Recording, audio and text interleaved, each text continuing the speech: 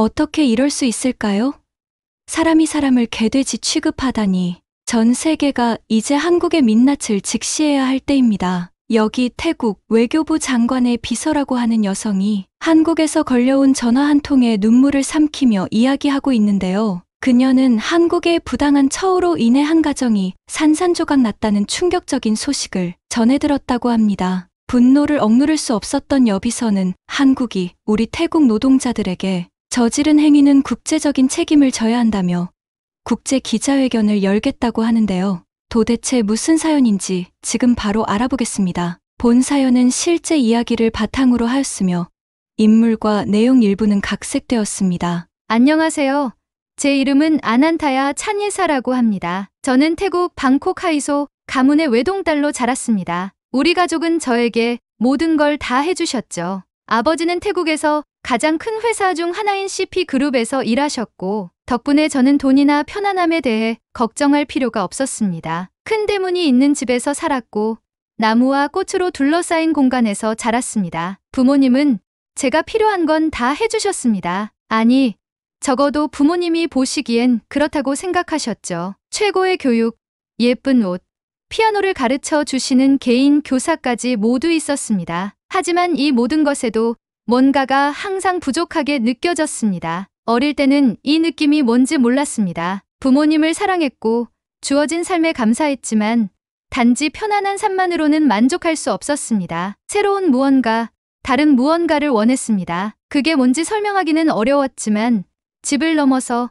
방콕을 넘어서 아마도 태국 너머의 세상을 보고 싶었습니다. 정말 나만의 것으로 느낄 수 있는 무언가를 찾고 싶었습니다. 그러던 중 제가 14살이 되던 해 새로운 모험의 기회가 찾아왔습니다. 학교에서 교환학생 프로그램에 관한 공지가 올라왔거든요. 다른 나라에서 1년 동안 공부할 수 있는 프로그램이었습니다. 다른 곳에서 살며 새로운 언어를 배우고 새로운 사람들을 만나는 생각만으로도 설렜습니다. 그 공지 앞에 서서 낯선 나라에서 매일 새로운 무언가를 배우는 제 모습을 상상했던 게 기억나요. 여러 나라 중에서 한 나라 이름이 눈에 들어왔어요. 한국. 그때 저는 한국에 대해 잘 몰랐습니다. 단지 작은 나라지만 아름다운 절, 화려한 축제, 독특한 언어가 있다는 것만 알았죠. 인스타에서 몇 번 한국 대중음악을 들었고 제 친구 중 한 명은 한국 드라마의 열렬한 팬이어서 늘 그 이야기를 하곤 했습니다. 그 정도였지만 저에게 호기심을 불러일으키기엔 충분했습니다. 한국은 신비롭지만 친숙한 느낌이었고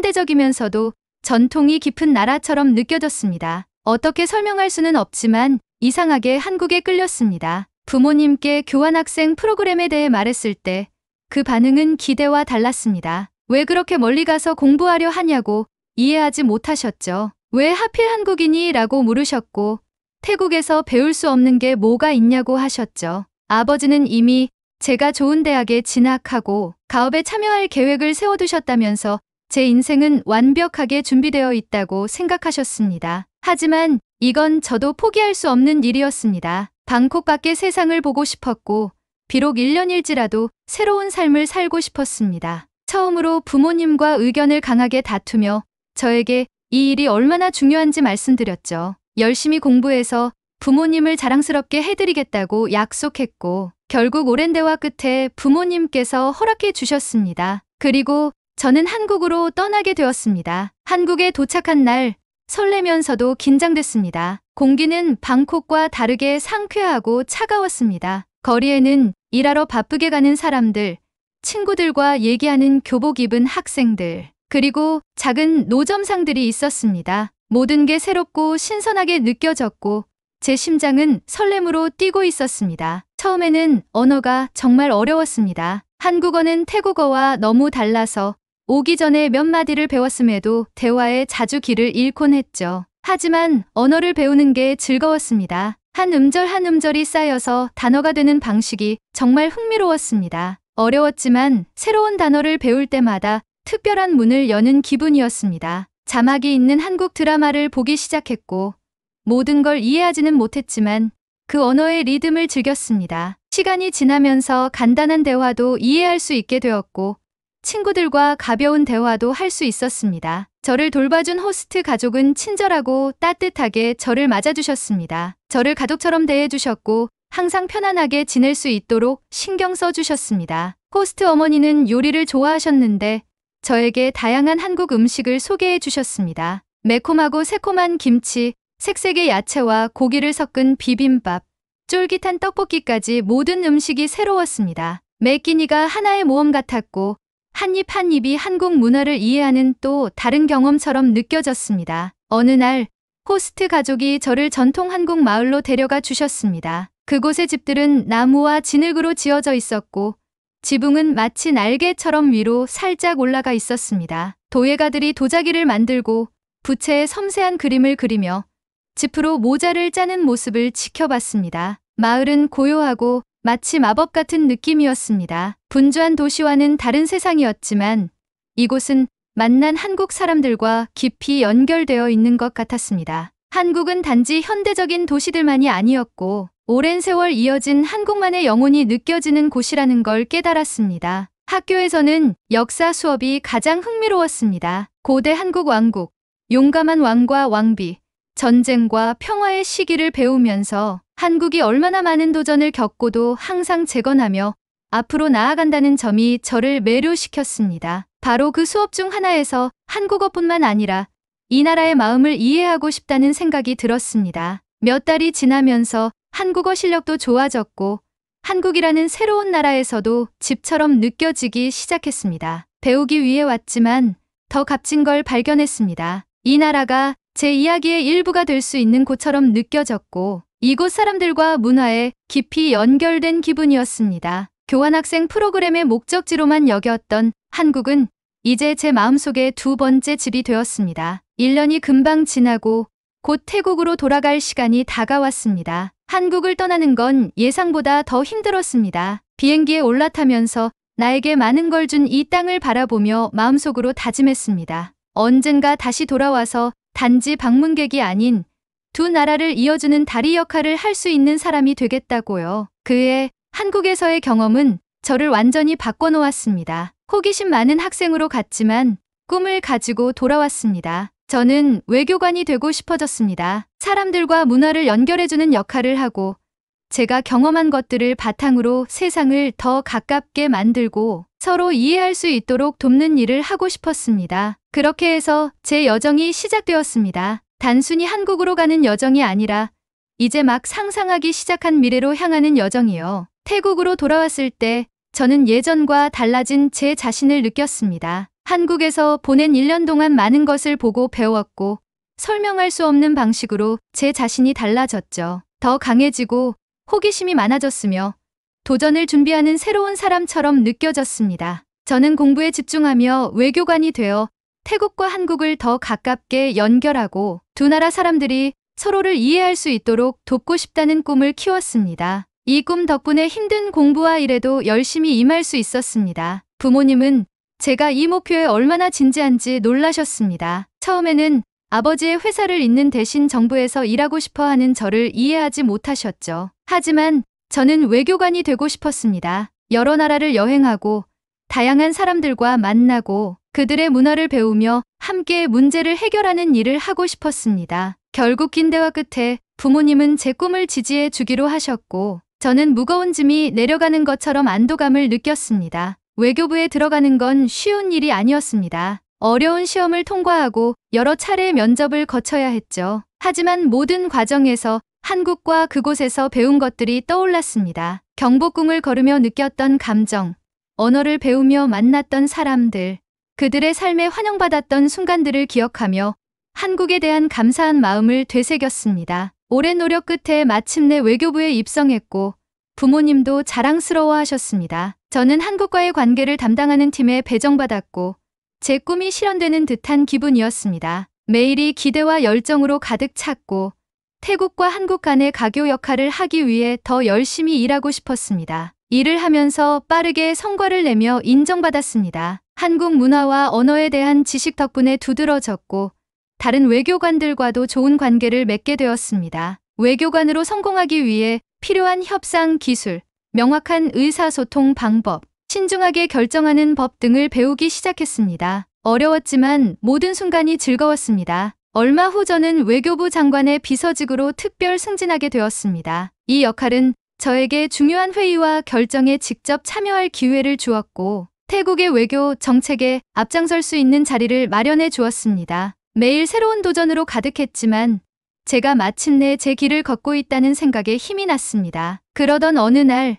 모든 것이 변했습니다. 문서를 검토하던 중 심장이 멎을 것 같은 보고서를 발견했습니다. 한국 정부가 불법 이민에 대한 단속을 강화하기로 했다는 내용이었습니다. 특히 동남아시아 노동자들을 집중 단속하고 있었죠. 한국에서 많은 태국인 노동자들이 체포되고 강제 추방되고 있었습니다. 그들 중 일부는 오랜 시간 한국에서 살며 고된 노동을 통해 고향 가족을 부양해왔던 사람들이었죠. 보고서에는 이런 급작스러운 변화와 체포 상황, 그리고 한국 내 태국인 사회에 퍼진 두려움이 담겨 있었습니다. 보고서를 읽으면서 여러 감정이 밀려왔습니다. 분노와 슬픔, 그리고 약간의 배신감까지 느껴졌습니다. 제가 사랑하고 존경하는 나라가 우리 사람들을 이렇게 대하다니 믿기지 않았습니다. 고향을 떠나 한국에서 더 나은 기회를 찾아온 태국 노동자들을 생각했습니다. 그들 중 많은 사람들이 어려운 일을 하며 고향에 있는 가족을 위해 돈을 보내고 있었는데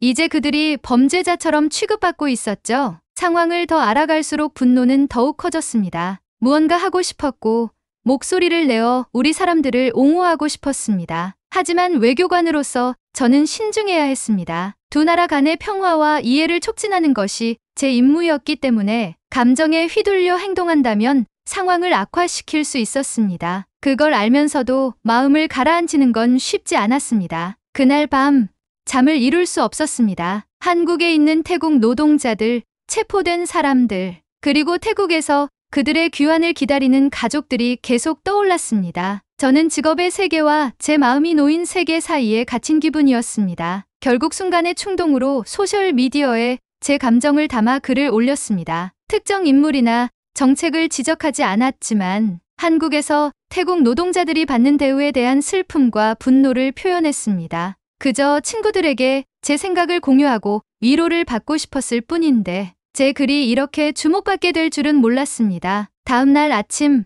상황은 완전히 달라져 있었습니다. 제 글이 입소문을 타면서 전국적으로 퍼졌고 사람들이 공유하고 댓글을 달며 분노와 좌절감을 표출했습니다. 언론에서도 제 말을 인용하며 보도했고 곧 항해 시위까지 일어나 한국의 정책 변경을 요구했습니다. 심지어 한국 제품 불매운동을 주장하는 사람들도 있었습니다. 저는 두려움과 후회, 그리고 이상한 힘을 느꼈습니다. 제 말이 촉매제가 되어 저보다 큰 움직임을 일으킨 거예요. 의도하지 않았지만 이미 너무 늦었습니다. 태국 사람들은 화가 났고 행동을 원하고 있었습니다. 부서의 상사들은 저를 불러들여 실망과 걱정을 표했습니다. 외교관으로서 침착하고 존중하는 태도로 태국을 대표해야 할 의무를 상기시켰습니다. 제 행동이 태국과 한국의 관계에 해를 끼칠 수 있다는 점을 지적하며 앞으로는 더 신중할 것을 당부했습니다. 저는 부끄러웠지만 동시에 혼란스러웠습니다. 저는 그냥 제 진심을 표현하고 싶었을 뿐인데 이제야 제가 외교관으로서 개인적인 감정을 넘어서서 생각해야 한다는 걸 깨달았습니다. 제가 하는 말과 행동이 나라 간의 관계에 큰 영향을 미칠 수 있다는 걸 다시금 실감하게 되었습니다. 시위가 계속되면서 무거운 책임감을 느꼈습니다. 제 감정을 솔직하게 나눈 것이 실수였나 싶었지만 고통받는 한국 내 태국인 노동자들을 돕고 싶다는 마음은 여전했습니다. 하지만 이제 어떻게 이 상황을 해결해야 할지 모르겠었습니다. 그때 저는 외교관이 된다는 것이 단지 마음속 이야기를 꺼내는 것이 아니라는 걸 깨달았습니다. 어려운 상황에서도 해결책을 찾아내야 했고 감정이 고조될 때에도 이해를 쌓아가는 역할을 해야 한다는 걸 알게 되었습니다. 두 나라 간의 평화와 이해를 되찾기 위해 제 감정을 내려놓고 다시 시작해야 했습니다. 이것은 외교관으로서의 첫 진정한 도전이었고 쉽지 않을 것임을 알았습니다. 하지만 어떤 일이 오든 해결할 방법을 찾겠다는 결심을 했습니다. 한국에 대한 항해 시위는 계속 커졌고 하루가 다르게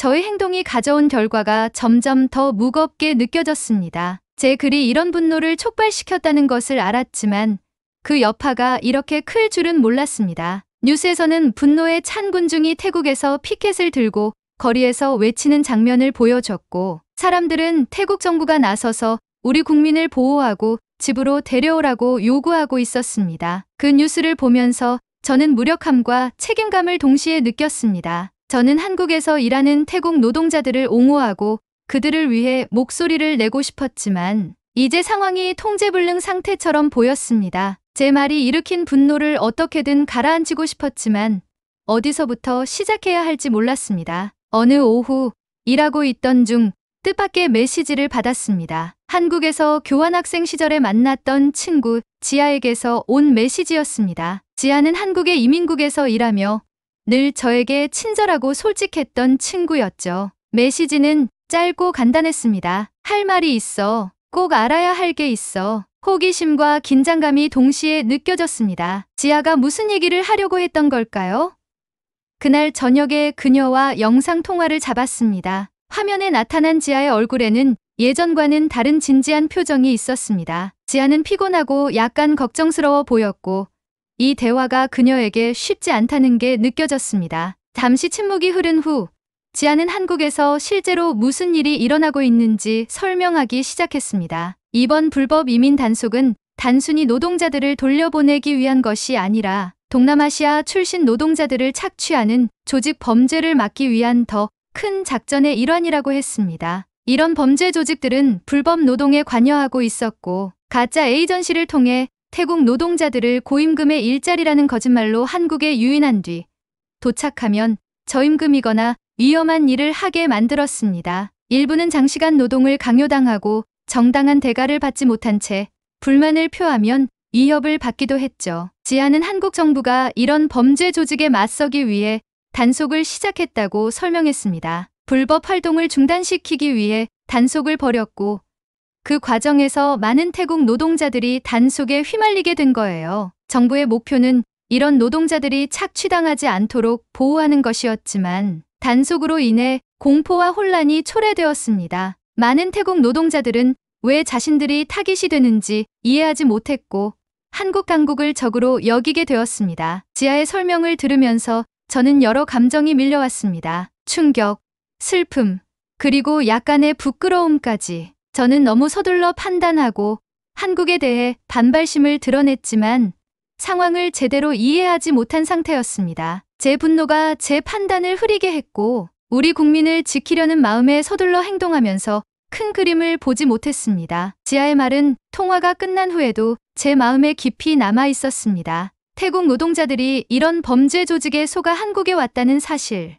더 나은 삶을 꿈꾸고 떠난 사람들이 끔찍한 상황에 놓였다는 생각에 마음이 아팠습니다. 한국 정부가 그들을 보호하려고 나섰다는 사실을 알고 나니 그 단속이 겉보기에는 가혹해 보여도 그만한 이유가 있음을 깨닫게 되었습니다. 그날 밤 거의 잠을 이루지 못했습니다. 지아의 말을 되새기며 이제 제가 해야 할 일이 무엇인지 깨달았습니다. 저의 말로 인해 시작된 이 불을 진정시키는 것이 제 책임이라는 것을 느꼈습니다. 제가 초래한 피해를 되돌릴 수는 없었지만 사실을 알리고 사람들에게 진실을 설명하려는 노력이라도 해야 했습니다. 다음 날 아침 저는 상사와의 회의를 요청했습니다. 지아가 말해준 모든 사실을 설명하고 원래 글을 게시한 것이 저의 실수였음을 인정했습니다. 저는 공개 성명을 통해 제가 배운 것을 설명하고 잘못을 사과하고 싶다고 했습니다. 상사들은 제 이야기를 진지하게 듣고 긴 논의 끝에 공개 성명이 필요하다는데 동의했습니다. 그날 오후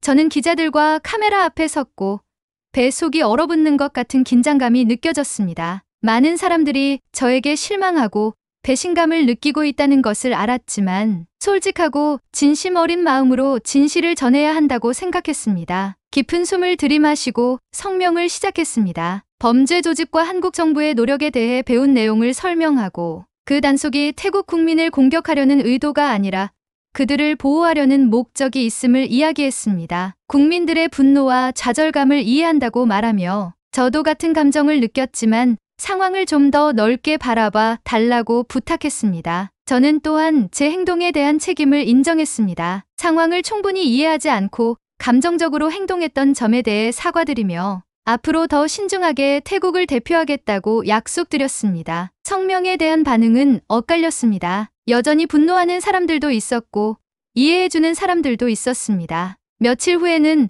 솔직하게 사과해주고 잘못을 인정해준 것에 감사하다는 메시지도 받았습니다. 하지만 여전히 실망감을 표현하는 사람들도 있었습니다. 저는 이런 반응을 겸허히 받아들였습니다. 모든 사람이 저를 금방 용서해 줄 거라고 기대할 수 없다는 걸 알았지만 태국과 한국의 관계를 회복하기 위해 계속 일하고 싶었습니다. 시간이 걸리겠지만 인내심과 이해심을 가지고 노력하면 손상된 신뢰를 다시 쌓을 수 있을 거라고 믿었습니다. 그 후 며칠 동안 저는 한국에 있는 태국 노동자들이 직면한 문제에 대한 해결책을 찾는 데 집중했습니다. 제 팀과 함께 태국 국민이 착취로부터 보호받을 수 있도록 지원 프로그램을 만들었고 한국 정부와 협력 방안을 논의하기 위해 손을 내밀었습니다. 한국에서 일하는 태국 노동자들이 안전하고 존중받으며 생활할 수 있도록 지원하기 위해 애썼습니다. 이 프로젝트를 진행하며 저는 다시금 제 일을 향한 목적의식을 느꼈습니다. 실수를 했지만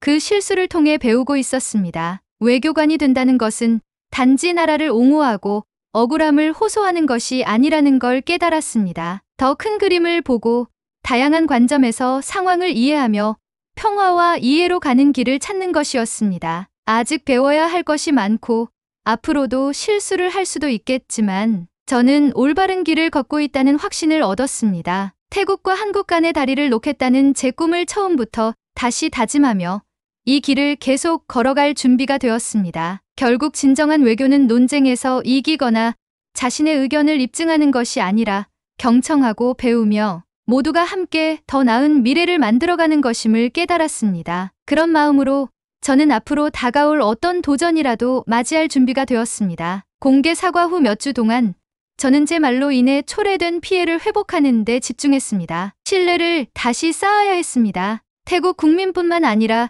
한국 정부와 이 복잡한 상황 속에 놓인 노동자들과도요. 매일 저는 스스로에게 이것이 제 책임이라는 점을 상기시키며 실수를 바로잡고 앞으로 나아갈 방법을 찾아야 한다고 다짐했습니다. 제가 가장 먼저 한 일은 한국에 있는 태국 공동체에 손을 내미는 것이었습니다. 그들의 이야기를 듣고 싶었습니다. 단속과 범죄 조직에 의해 그들이 어떤 경험을 했는지 직접 들으며 이해하고자 했습니다. 그들의 이야기를 들으면서 분노와 슬픔, 그리고 결의가 뒤섞인 감정을 느꼈습니다. 많은 사람들이 큰 꿈을 품고 태국을 떠나 더 나은 삶을 기대하며 한국에 왔지만 고된 상황에 갇혀버린 그들의 이야기는 참으로 가슴 아팠습니다. 그 중에서도 한 젊은 여성, 플로이의 이야기가 마음 깊이 남았습니다. 플로이는 레스토랑에서 잘 나가는 일을 할 수 있을 거라는 약속을 받고 한국에 왔지만 도착하자마자 낮은 임금을 받으며 긴 시간을 일해야 했고 환경도 위험했습니다. 돌아가고 싶었지만 돈도 부족했고 고용주가 위협했기 때문에 도움을 요청할 엄두도 내지 못했죠. 그녀는 두려움 속에서 외국 땅에서 홀로 고군분투하고 있었습니다. 플로이의 이야기를 들으면서 문제가 얼마나 심각한지 깨달았습니다. 이 노동자들은 더 나은 삶을 꿈꾸며 한국에 왔지만 속임수와 학대에 시달리고 있었습니다. 저는 그들을 보호하고 앞으로 이런 일이 다시 발생하지 않도록 해야겠다는 책임감을 느꼈습니다. 그들이 겪은 고통을 지울 수는 없었지만 더 나은 미래를 위한 희망과 안전을 제공하고 싶었습니다. 외교부와 협력하여 한국에 있는 태국 노동자들을 지원하기 위한 새로운 프로그램을 만들기 시작했습니다. 어려운 상황에 처한 노동자들이 도움을 요청할 수 있도록 핫라인을 개설했고 한국에서 그들이 보호받을 수 있는 권리와 리소스에 대한 정보를 제공했습니다. 또한 한국의 단체들과 협력하여 착취 피해자들에게 법률 지원을 제공하기로 했습니다. 작은 발걸음이었지만 우리 정부가 그들의 어려움을 이해하고 돕고자 한다는 신호가 되었습니다. 동시에 한국 정부와 불법 노동 및 착취 문제를 해결하기 위한 긴밀한 협력을 이어갔습니다. 이 문제가 간단히 해결될 수 없다는 것을 알고 있었습니다. 가짜 약속으로 노동자들을 유인하는 범죄 조직부터 이들의 취약성을 악용하는 고용주들까지 문제는 여러 층위로 얽혀 있었습니다. 하지만 우리는 함께 노력하면 변화를 만들어낼 수 있다는 믿음을 가지고 있었습니다. 한국 정부도 우리에게 협조적인 자세로 다가왔고 우리는 서로의 입장에서 이해하며 최선의 방안을 모색했습니다. 여러 회의와 논의 끝에 우리는 점차 진전을 이뤄갔습니다. 한국 정부는 취업 에이전시 모니터링을 강화하여 범죄 조직이 활동하기 어렵게 만들기로 했고, 외국인 노동자들이 공정하게 대우받을 수 있도록 환경을 개선하겠다고 약속했습니다. 긍정적인 변화의 징조였고, 저는 우리가 올바른 방향으로 나아가고 있다고 느꼈습니다. 하지만 변화는 하루아침에 이루어지지 않아요. 여러 프로그램과 합의가 이루어졌어도 여전히 도전이 많았습니다. 일부 고용주들은 여전히 노동자들을 착취했고, 일부 범죄 조직은 새로운 방법으로 사람들을 속였습니다. 좌절감이 들 때도 있었고, 과연 우리가 실질적인 변화를 이루고 있는지 의문이 들 때도 있었습니다. 그러나 플로이와 다른 이들의 이야기를 떠올리며 결코 포기할 수 없다는 생각을 했습니다. 비록 힘들고 진전이 더딜지라도 이들이 더 나은 삶을 살 기회를 가질 수 있도록 돕는 것이 우리의 의무였습니다. 태국과 한국 간의 신뢰와 이해를 회복하기 위한 노력의 일환으로 우리는 문화 교류 프로그램도 시작했습니다. 이 프로그램의 목적은 서로의 문화를 배우고 고정관념이나 오해를 넘어설 수 있는 기회를 제공하는 것이었습니다. 우리는 학생 교환, 예술 전시회, 언어 강좌 등을 조직하여 사람들이 서로 소통하고 연결될 수 있는 장을 마련했습니다. 서로의 문화를 이해할 때 사람들은 협력의 가치를 더 크게 느끼고 문제 해결의 여지를 더 넓힐 수 있다고 믿었습니다. 문화교류 프로그램의 개막식에서 저는 연단에 서서 무대 아래 모인 학생들과 예술가들, 정부 관계자들을 바라봤습니다. 이 프로그램은 희망의 상징이었고 우리가 겪었던 어려움을 넘어 앞으로 나아가고 있다는 신호였습니다. 저는 우정과 이해의 중요성, 문화를 통해 사람들이 함께할 수 있는 힘에 대해 이야기했습니다. 청중은 관심 있게 경청했고 그들도 저와 같은 더 나은 미래에 대한 희망을 공유하고 있음을 느낄 수 있었습니다. 몇 달간 저는 태국과 한국의 관계를 강화하는 일에 몰두했습니다. 양국 정부 관계자들과 만나 태국 노동자들이 한국에서 존엄과 존중을 받으며 살 수 있도록 하는 방법을 논의했고, 새로운 정책과 협약을 통해 협력의 기회를 확대했습니다. 이는 도전적인 일이었지만 보람을 느낄 수 있었습니다. 이제 말뿐 아니라 사람들의 삶을 바꿀 수 있는 실질적인 행동을 하고 있다는 생각에 기뻤습니다. 돌아보니 이 여정에서 참 많은 것을 배웠다는 걸 깨달았습니다. 인내의 중요성, 신중하게 듣고 자신의 감정과 의견을 넘어서는 사고의 중요성을 배웠습니다. 외교란 단순히 연설을 하거나 협약을 맺는 것이 아니라 신뢰를 쌓고 함께 실제 문제를 해결해 나가는 과정이라는 걸 깨달았습니다. 내가 하는 모든 행동과 결정이 사람들에게 어떤 영향을 미칠 수 있는지 이해하고 그로 인해 사람들을 더 가깝게 할지 아니면 더 멀어지게 할지에 대한 책임감을 느끼게 되었습니다. 실수도 배움의 기회가 될 수 있다는 것을 알게 되었습니다. 제 SNS 게시글은 순간적인 분노에서 비롯된 실수였고 상처와 오해를 초래했습니다. 하지만 그 실수를 통해 책임의 의미와 말의 힘, 신중하고 사려 깊은 행동의 중요성을 배웠습니다. 외교관으로서 이해와 평화를 추구하는 일이 얼마나 중요한지를 알게 되었습니다. 태국과 한국의 관계가 치유되기 시작하면서 저는 깊은 감사함을 느꼈습니다. 저에게 봉사할 기회를 주신 것, 도움이 필요한 사람들을 위해 일할 수 있었던 것, 그리고 저를 지지해준 동료들과 상사, 가족에게 감사했습니다. 결국 진정한 외교란 끊임없이 사람들을 하나로 묶고 갈등이나 오해의 순간을 넘어 오래 지속될 수 있는 유대감을 만드는 여정이라는 걸 깨달았습니다. 어떤 폭풍이 오더라도 견딜 수 있는 다리를 놓고 사람들이 그 다리를 건너 함께 미래를 향해 나아갈 수 있는 세상을 만드는 것이에요. 앞으로 더 많은 도전이 기다리고 있겠지만 저는 그 어떤 어려움도 맞이할 준비가 되어 있었습니다. 계속해서 다리를 놓고 배워가며 사람들이 평화와 이해 속에서 함께 살아갈 수 있는 세상을 위해 일할 준비가 되어 있었습니다. 날이 갈수록 저는 처음 품었던 꿈에 한 걸음 더 가까워지고 있다는 걸 느꼈습니다. 태국과 한국, 그리고 모든 나라가 서로를 존중하고 지원하는 세계를 꿈꾸며 조용하지만 확고한 희망을 품고 그 꿈이 언젠가 현실이 될 수 있으리라는 믿음을 가지게 되었습니다. 오늘의 이야기는 여기까지였습니다. 오늘도 긴 시간 시청해 주셔서 진심으로 감사드립니다. 영상이 즐거우셨다면 구독, 좋아요, 알림 설정 부탁드려요. 여러분의 소중한 클릭 한 번이 큰 힘이 됩니다. 사랑하는 시청자 여러분, 오늘도 행복하고 좋은 하루 되시길 바랍니다.